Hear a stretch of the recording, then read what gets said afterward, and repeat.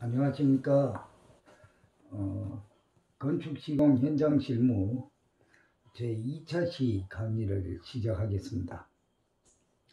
이번 시간에는 가설공사 중에서 직접 가설인 가설 비계를 가지고 공부를 해보겠습니다.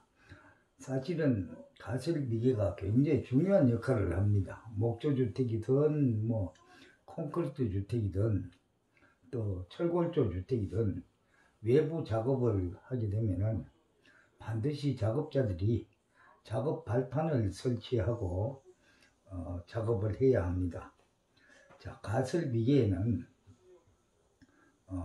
강관 비계 또는 단관 비계라고도 합니다. 비계 50mm 파이프를 이용해서 설치해 놓은 가설 비계, 이것을 강관 비계라고 합니다.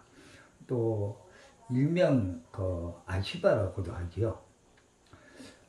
설치 기준이 있습니다. 이것도 자, 성능 점검 기준에 적합한 부재를 사용해야 되고, 또 비계 기둥 하단부에는 깔판, 깔목, 밑받침 철물 등을 사용해서 치마를 방지해야 됩니다. 비가 오고 나서 땅이 몰려서 치마가 되면 작업자들이 올라가서 작업을 하다가 비계가 넘어가면은 중대한 사고가 발생하겠죠.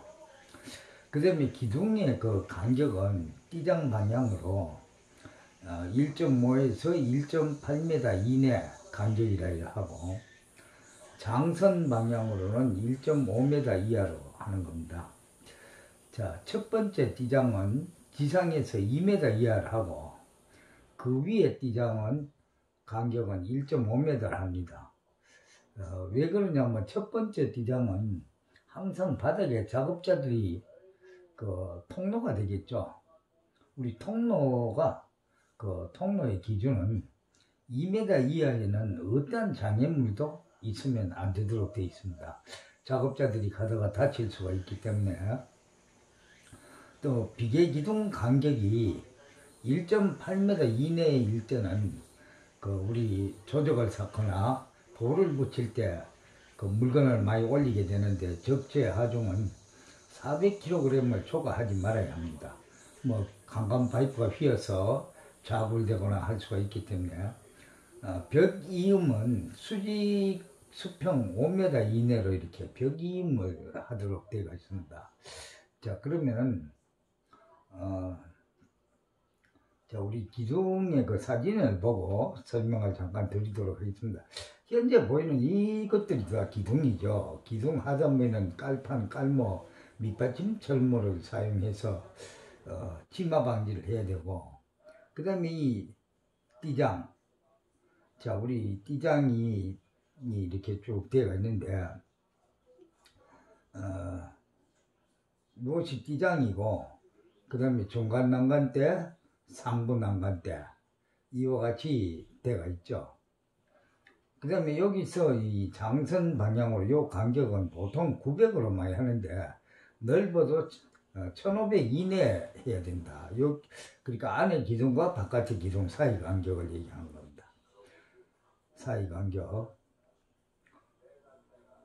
그 다음에 가채는 기둥 간격 16.5m 이하, 띠장 간격으로 15m 이내로 하고 45도로 하고, 모든 기둥을 결속해야 된다. 그럼 가채는 어떤 거냐면, 여기 사진은 지금 가채가 없습니다.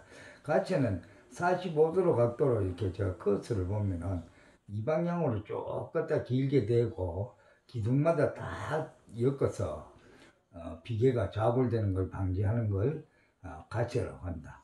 그 다음에 작업 발판은 2개소 이상 고정하고 추락 및 낙하물 방지 작업을 한다고 되어 있는데, 지금 여기 보면 작업 발판이 2군데 이상씩 다 고정이 돼 있어야 돼요. 안 그러면 이 밟았다가 한쪽으로 뒤집어져서 다칠 수가 있고, 그래서 작업 발판을 고정해야 된다. 그 다음에 우리 여기 보면은 상부 난간대, 중간 난간대, 발끝막이 판 이런 것들인데, 발끝막이 판은 100mm 이상 돼서 썰이 오거나 눈이 왔을 때 근로자가 발이 미끄러져서 빠지면 밖으로 추락하게 되어 있습니다. 그래서 발끝망역이 판이 100mm 이상 높이로 되어 있어야 되고, 그 다음에 높이 600 정도 높이에 60cm죠. 600mm 높이에 중간 난간대가 있어야 되고 1200mm 높이에 상부 난간대가 있어야 합니다. 그래서 근로자의 추락 방지를 할 수 있어야 합니다. 현재 사진은 서울 가설에서 그 비계를 설치해 놓은 거를 사진을 찍은 거죠. 그 다음에 외부 비계는 구조처에서 30에서 45cm 떨어져서 상줄 비계를 설치하되 별도의 작업 발판을 설치할 수 있을 경우에는 외줄 비계를 설치할 수 있다. 그런데 현재 사진에 있는 비계가 상줄이죠. 안쪽에 기둥이 있고 바깥에 기둥이 있고 두 줄로 돼 갖고 있고 작업 발판을 설치해진 겁니다. 그 다음에 벽에서 왜 30에서 45cm를 떨어지냐면 벽에 바짝 꽂혀 있으면 작업자들이 작업을 할 수가 없어요. 벽하고 어느 정도 간격이 떨어져야 벽에다가 작업을 할 수가 있다는 거죠. 그래서 보통 30에서 45cm 떨어져서 상줄 비계를 설치하는 게 원칙입니다. 옛날에 제가 그 일을 할 때는 그 당시는 이 돈이 많이 든다고 해서 외줄 비계를 설치했어요. 외줄 비계는 사실은 발판 설치가 거의 불가능하죠. 불가능하면도 이 파이프 한 개를 밟고 작업을 하는 경우도 있었고, 현재는 절대로 그렇게 하면 산업안전보건법을 위반하는 거고 비계 설치 기준을 위반하는 거기 때문에 상줄 비계를 해야 됩니다. 그 다음에 비계다리 설치 기준인데, 비계다리는 우리가 이 가설 비계에 올라가려면 현재 다리가 안 보이죠. 경사로를 만들어 주는 걸 우리가 비계다리라고 합니다. 비계다리는 시공, 하중 또는 폭풍, 진동 등 외력에 대하여 안전하게 설계를 하고, 경사로는 항상 정비하고 안전통로를 확보하여 하고, 비탈면의 경사각도는 30도 이내로 하고, 미끄럼막이 간격은 30cm 이내로 미끄럼 방지할 수 있는 강목을 붙인다든가 어떤 미끄럼 방지를 할 수 있어야 합니다. 경사로의 최소 폭은 90cm 이상이 돼야 되고, 길이가 8m 이상일 때는 7m 이내마다 계단 참을 설치해 줘야 됩니다. 올라가다가 근로자가 이렇게 돌아서 올라가거나 휘었다 갈 수 있는 거. 그 다음에 추락 방지용 안전 난간을 설치해야 되고, 경사로 지지 기둥은 3m 이내마다 설치를 해야 되고, 목재는 미송, 육송 또는 그 이상의 재질을 가질 것을 사용하면 되겠습니다. 발판의 폭은 최소 40cm 이상을 하고 틈은 3cm 이내란다. 그러니까 발판하고 연결해는 이 지금 현재 보면 발판하고 연결해는 이 틈새 간격이 3cm 이내가 돼야 됩니다. 이게 간격이 넓으면 절대로 안 됩니다. 발이 빠지면 다칠 수가 있기 때문에 현재 비계다리가 경사로가 이렇게 설치되어 있고, 여기도 중간 난간대, 상부 난간대가 있고 비계 기둥들이 쭉 있죠. 기둥이 있고, 이 경사로의 각도는 바로 30도 이내로 하도록 되어 있습니다.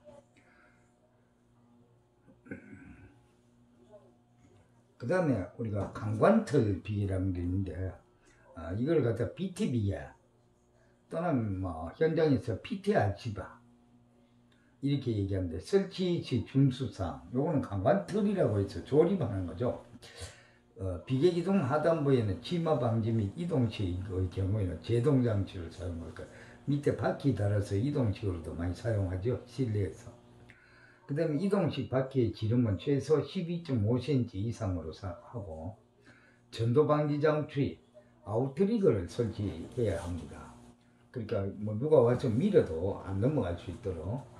그 다음에 고저처가 있는 경우에는 수평 상태로 유지시켜야 되고, 높이가 20m를 초과하거나 중량물 적재를 수반할 경우는 주틀 간격을 1.8m 이하로 할 것. 그러니까 틀과 틀 간의 간격을 1.8m 이하를 해서 무슨 발판을 깐다든가 이렇게 하라는 겁니다. 주틀 간의 교차가체를 설치하고, 최상층 5층 이내마다 수평재, 현장에서는 후리돔이라고 합니다. 수평재를 설치해서 흔들림을 방지를 해야 됩니다. 그 다음에 수직 방향으로 6m, 수평 방향으로 8m 이내마다 벽이음한다. 벽하고 이렇게 고정을 시켜줘야 되죠. 그 다음에 길이가 띠장 방향으로 4m 이하이고 높이가 10m를 초과하는 경우에는 10m 이내마다 띠장 방향으로 버튼 기둥을 이렇게 하나씩 설치하도록 되어 있습니다. 그러면 우리가 어떤 거냐면 여기에 바로 강관틀 비계죠. BT 비계. BT 비계인데 여기도 분명히 뭐 비계 자체가 틀이 사다리처럼 이렇게 돼 있어도 근로자가 안전하게 올라갈 수 있는 승강용 사다리를 별도로 설치를 해줘야 되고, 작업 발판은 항상 40cm 이상 작업 발판을 이렇게 깔아서 발판과 발판 틈새는 3cm 이내에 되고, 그 다음에 여기도 난간대를 설치를 해서 중간 난간대, 상부 난간대, 상부 난간대의 높이는 1200, 중간 난간대의 높이는 600. 그 다음에 가시라는 것이 바로 여기 45도로 이렇게 되어 있는 것들이 가시죠. 이 가시를 설치해서 자고를 방지해야 되고, 그 다음에 바퀴 외에, 바퀴 제동 장치 외에 아웃트리거, 그러니까 이 전도 방지 장치가 이렇게 되어 있죠. 이런 장치를 해서 넘어가지 않도록 조치를 해야 합니다. 그 다음에 이 틀을 여러 개를 길이 방향으로 놓고 할 때는 이 틀과 다음 틀 간격을 1.8m 이내를 하고 발판을 쭉 깔면 되겠죠. 깔면 되고, 틀과 틀 사이도 이런 가세를 설치를 해줘야 됩니다. 그래야 이게 흔들림이 거나 좌골 방지가 될 수 있기 때문에. 그래서 이와 같은 것을 우리가 강관틀 비계 또는 BT 비계라고 합니다. 그 다음에 달비계. 건축물 외부에 이제 도장공사나 청수 작업 중에 노프를 이용해서 작업 발판을 이 노프에다가 설치를 해서 사용하는 비계. 달비계 설치 기준은 달비계 그 바닥면은 틈새 없이 깔아야 되고, 발판의 폭은 400에서 600mm 이내를 하고, 난간은 바닥에서 90cm 이상으로 난간을 이렇게 해야 됩니다. 달비계를 했을 때도. 그 다음에 낙하물 위험이 있을 때는 머리를 보호할 수 있도록 달비계에 유효한 천장을 갖다 이렇게 만들어 줘갖고, 뭐 위에 물체가 떨어져도 부상을 입지 않도록 해줘야 되고, 그 다음에 달비계를 이렇게 노프를 감았다가 풀었다는 윈치에는 감김통과 일체가 된 톱니바퀴를 설치하고, 톱니바퀴에는 톱니 누름 장치를 하여 갖고 역회전을, 그러니까 자동으로 방지할 수 있도록 되어 있어야 합니다. 이 역회전이 되면 추락할 수 없겠죠. 그 다음에 와이어로프는 인장 하중에 가해지는 열대 강도의 것을 사용하고, 그러니까 실제로 그 뭐 100kg를 싣는다 그러면, 짐을 싣는다 그러면 실제로 그 와이어로프 그 인장 하중은 뭐 1톤짜리를 써야겠죠. 아연도금한 그 직경 12mm 이상, 간이 달비계는 9mm 이상을 갖다가 와이어 로프를 사용해야 됩니다. 와이어 로프는 아래에 해당하는 것을 사용할 수 없다. 그 와이어 로프의 한 가닥에 소선의 10% 이상 손상된 거, 그 다음에 이 노프를 오래 쓰다 보면은 가늘어집니다. 봉칭 직경이 늘어나서 직경이 가늘어지죠.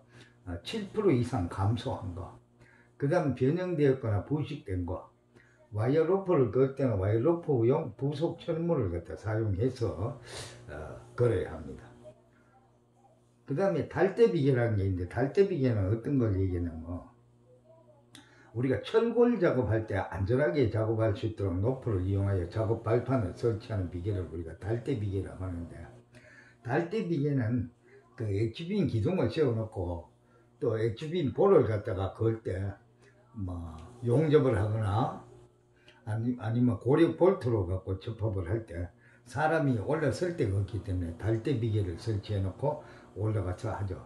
철골 작업 개소마다 안전한 구조의 작업 발판을 설치하는데, 발판 재료의 변형, 부식 또는 심하게 손상된 것을 사용하지 않고, 작업 발판의 폭은 40cm 이상으로 안전대를 항상 근로자가 착용을 하게 되는데, 안전대 그 부착 설비를 항상 해야 됩니다. 안전대를 항상 고리 링크를 갖다 걸고 추락을 해도 땅이 떨어지지 않도록 할 수 있도록 부착 설비를 해야 되고, 철근을 이용해서 달비계 제작 시는 철근 지름이 13mm 이상짜리를 가지고 해야 합니다. 그다음 작업 발판에 최대 적재 하중을 표시하고 표지판을 반드시 설치해야 되고, 작업 발판 없이는 용접 작업을 하면 안 됩니다. 우리는 현장에서 가끔 가다가 뭐 그냥 하는 경우가 있는데 절대로 하면 안 됩니다. 뭐 작업하는 것보다 근로자의 생명이 더 중요하겠죠. 그 다음에 이제 말비계라는 게 또 있는데, 말비계는 건축물 실내 내부 공사 시에 뭐 인테리어 작업을 한다든가 도배를 한다든가 할 때 설치하는 작업 발판을 말비계라고 하는데, 말비계 설치는 지주부와 하단에 미끄럼 방지 장치를 하고 아웃트리거 및 밑둥잡이를 설치하라 그랬는데, 여기 바로 그 현재 사진에 밑둥잡이가 안 돼 있죠. 아웃트리거를 이렇게 설치를 해야 됩니다. 이게 뭐 옆에서 누가 밀어도 안 넘어가게. 그다음에 말비계 높이가 2m를 초과할 때는 40cm 이상 작업 발판을 이렇게 설치를 해야 됩니다. 그래서 우리 현장에서 하는 가설 비계를 간단하게 설명을 했습니다. 가설 비계는 굉장히 중요합니다. 모든 사고가 가설 비계에서 일어나고 있고, 실제로 제가 저한테 배운 제자가 목조주택 목조팀장을 하고 있으면서 지금 전국을 다니면서 일을 하고 있습니다. 세종시, 뭐 경북 의성, 영천, 부산 외곽 뭐 이렇게 다니면서 하고 있는데, 실제로 영천에 가서 일을 하다가 어떤 사고가 있었나, 뭐 바로 작년 겨울입니다. 겨울인데 목조팀장이 위험하니까 건축주한테 가설비계를 설치하자, 기초를 해놓고 이제 구조체 작업을 해서 벽체를 씌워 올라가면서 가설비계를 설치하자 그러니까, 건물 주인이 직영공사였는데 돈이 많이 든다고 가설비계를 설치 않고 사다리 같은 걸 놓고 이렇게 작업을 하다가 팀원 한 사람이 떨어져서 발 뒤꿈치 뼈가 완전히 분쇄가 되어 버렸어요. 그래서 양산에 있는 부산대병원에 입원을 해서 몇 개월간 치료를 하고 했는데, 사실 그런 안전사고 하나 나버리면 비계 설치하는 돈 몇 배가 더 들어간다는 거, 또 그 부상자가 나오면 작업이 또 중단이 되고 일이 안 됩니다. 그래서 비계를 안전하게 근로자가 작업할 수 있도록 설치해 주는 게 원칙입니다. 법을 떠나서도 오히려 손해를 줄일 수 있다.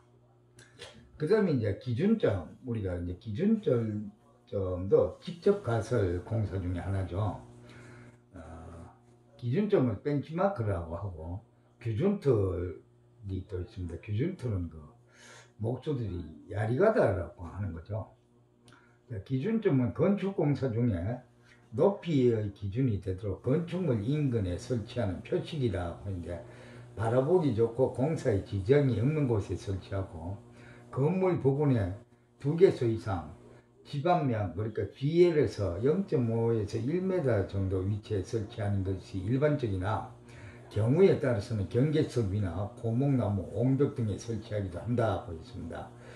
이건 뭐냐면 우리 GL이라고 하면은 우리나라의 건축 설계는 건축물이 차지하는 전면 도로의 중앙 부분, 전면 도로의 중심을 GL로 잡아가 하는 경우가 많고, 도심에서는. 그다음 농촌의 외곽에서는 GL을 터파기를 해서 주택을 기초공사 끝나고 집안면을 골았을 때 평균 높이 그걸 갖다가 GL이라고 합니다. 그래서 보통 우리가 집안면에서 농가주택도 땅바닥에서 30cm 이상은 바닥 높이가 나와야 되겠죠. 그래야 폭우나 이렇게 했을 때 방바닥에 물이 넘어 들어오지 않도록 돼야 되겠죠. 그럼 최소한 30cm 이상 높아야 되는데, 그 높이를 터파기를 다 해놓은 상태에서 기초가 땅을 보랐을 때 30cm 높이냐 50cm 높이냐 그걸 어떻게 아느냐. 결국은 기준점을 설치해 놓고 기준점을 기준으로 해서 레벨기로 갖고 수준 측량을 해서 높이를 찾아내서 기초의 높이를 하는 거죠. 자, 그 다음에 공사 착수 전에 설정하여 공사 완료까지 존치가 돼야 된다. 자, 이건 공사 완료 시까지 존치가 된다. 왜 그러냐? 이 기준점으로 인해서 기초 높이뿐만 아니라 방바닥 높이, 천장 높이, 창문틀 높이까지 다 결정이 이걸 기준으로 해서 해야 되기 때문에 공사 완료 시까지 기준점은 살아 있어야 된다. 그 다음에 현장 일지에 또 위치를 기록해 둬야 된다. 왜 그러냐? 현장 책임자가 바뀔 수도 있죠. 그 바뀐 책임자가 오면 현장 일지를 보면 찾아볼 수가 있죠. 또 건축물의 제로점, 그러니까 건물이 높이를 제로점으로 봤을 때 바로 지혜를 갖다가 기준을 하죠. 건축물이 위치한 전면 도로의 중심에 위치하므로 시공하는 건축물 주위에 기준점을 설치하여 레벨 측량기로 수시로 확인할 수 있도록 해야 된다. 그래서 바라보기 좋은 곳에 해야 된다는 거죠. 측량기계로 바라볼 수 없는 것이 아마 있으나 마나한 거죠. 그 다음에 기준틀은 우리가 야리가다라고 하는데, 대지 경계선에서 건축물 이격거리를 적용하여 A라인 또는 B라인, 즉 한 개의 라인을 결정한 후 설계 치수에 맞추어 직각, 우리 직각 잡는 걸 현장에서 오가내라고 그렇게 합니다. 자, 직각을 만들어 기초 파기와 기초 공사 시 건물 각부의 위치, 높이, 기초 너비, 길이를 결정하기 위한 것으로 이동 및 변형이 없도록 했는데, 이게 견고하게 되어 있어야 된다. 이게 이동이 되면 건축물의 위치가 좀 틀려지죠. 또 부쌌다가 다시 했다가 하면 또 오차가 생길 수가 있고.